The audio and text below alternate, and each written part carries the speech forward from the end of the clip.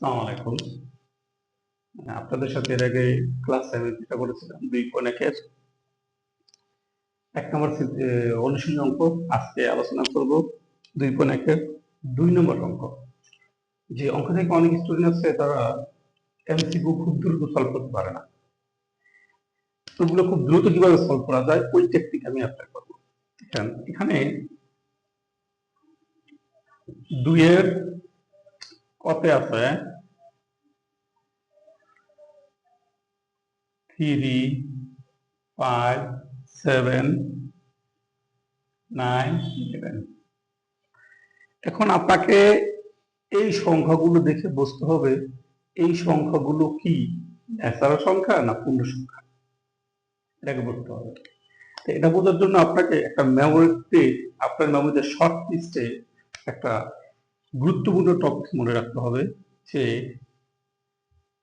Natural সংখ্যার ভিতর কি কি থাকে।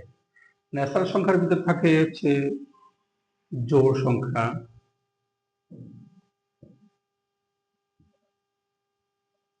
দুই নম্বর থাকে বিজোড় সংখ্যা,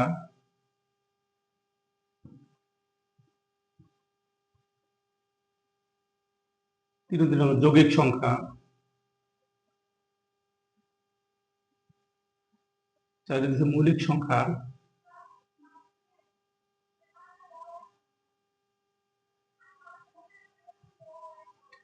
পাঁচে দিলাম গুণিতক সংখ্যা। গুণিতক মানে হচ্ছে নামতা।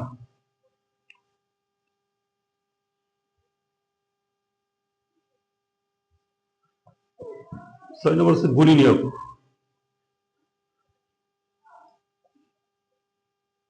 গুণনীয়ক গুণনীয়ক গুণনীয়ক হচ্ছে কোন সংখ্যার ভাজক সংখ্যা বা কোন সংখ্যাকে কি কি সংখ্যা দ্বারা ভাগ যায়।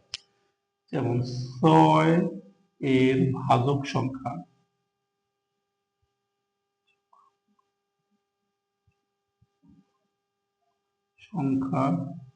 হলো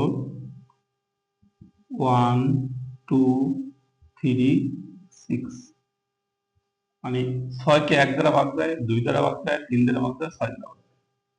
এখন আপনাকে এটা দেখে বুঝতে হবে এটা কোন শর্তের ভিতরে যায়, জোড় সংখ্যা, বিজোড় সংখ্যা, যৌগিক সংখ্যা, মৌলিক সংখ্যা, গুণিতক সংখ্যা, গুণিতক সংখ্যা। তবে জোড় হয় তাহলে সবগুলো জোড় হবে, বিজোড় হলে সবগুলো বিজোড় হবে, যৌগিক হলে সবগুলো নামতা হবে। মানে হয়তো 4 এর নামতা 4 এর 8, 4 দুগুণে 8, 3 4 12 এরকম। গুণিতক হচ্ছে যে সংখ্যাগুলো দেখবেন এখানে ওই সংখ্যা লাস্টের যে সংখ্যা থাকবে ওই সংখ্যাকেই তার পূর্ববর্তী সংখ্যা দ্বারা ভাগ যায়।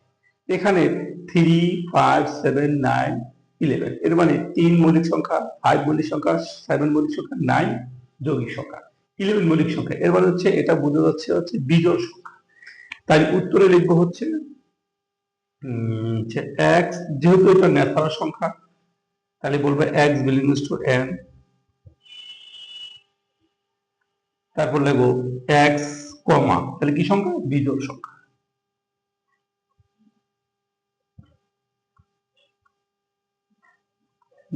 এবং শর্ত লিখবো মানে কত থেকে বড় বা কত সমান বড়, লিখবো 3 এর সমান এবং বড়, 3 এর সমান এবং বড়, x এর উপাদান, কার উপাদান x এর, এবং 11 এর ছোট এবং সমান।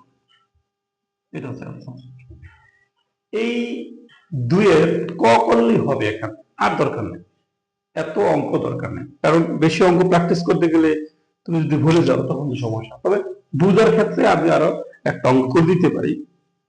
যেমন আমি 2 এর খ করতে পারি, হচ্ছে ক। আপনারা সবাই নোট করে রাখবেন, কারণ নোট ম্যাট্রিক্সের খুবই গুরুত্বপূর্ণ। কারণ যখনই পরীক্ষা আসবে তখন তো আমার এত অঙ্ক করা পসিবল না, তখন আমাকে কি করতে হবে অঙ্কগুলো দেখে ওই নোটটা একবার চোখ বুলিতে হবে, তারপর দেখলেই পরীক্ষা হলে যে আমি লিখতে পারি। আচ্ছা, 2 এর খতে আছে, খতে দেওয়া আছে 1, 2, 3, 1, 2, 3, 4, 6, 9, 12, 18, 36। এখন এটা থেকে বুঝতে হবে কি সংখ্যা। যেমন 1, 2, 3, 1 হচ্ছে বিজোড় সংখ্যা, মৌলিক সংখ্যা না। 2 মৌলিক সংখ্যা, 3 বিজোড় সংখ্যা, মৌলিক সংখ্যা, এবং 4 যৌগিক সংখ্যা। এর মানে হবে না। এর মানে এটা জোড়ের না, বিজোড়ও না, মৌলিকও না, যৌগিকও না। দেখতে হবে গুণিতক অথবা গুণনীয়ক, যে কোনো একটা। গুণিতক হচ্ছে নামতা, এটা নামতা না। নামতা হলে 1, 2, 3, 4, 5, 6 লাগবে, 5 নাই, এর মানে এটা নামতা না। এটা দেখতে হবে, মানে একের ঘরে যদি নাম তো হয় তাহলে তো 1, 1, 2, 2, 3, 3, 4, 4, 5 আছে, 5 নাই, 6 আসছে, এর মানে এটা নাম তারা। তাহলে এখন কি করতে হবে এটা? তাহলে এটা দেখতে হবে 1, 2, 3, এর মানে হচ্ছে এটা বিজোড় সংখ্যা, এটা জোড় সংখ্যা, এটা বিজোড় সংখ্যা, এটা জোড় সংখ্যা।